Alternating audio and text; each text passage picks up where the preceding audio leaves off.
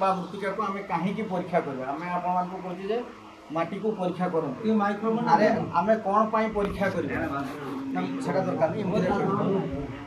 जे कौन पाई आम माटी परीक्षा करवा तार गोटे किसी तात्पर्य थी तो ना खालीटा आम आपको कहवा माटी परीक्षा कर माटी परीक्षा कले कौन लाभ पाइबे बा कौन पाई आम माटी परीक्षा करवा ना ना खाली माटी परीक्षा करदे हो जे कौन पाई आम माटी परीक्षा करवा तेणु देखू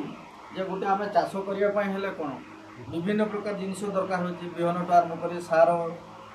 तापर जल तार इनपुट हिसाब से दरकार होची आमर माटीटा हूँ मुख्य जदि माटी आमर ठीक न जमी आमर जो माटीर उर्वरता ठीक नमें जिते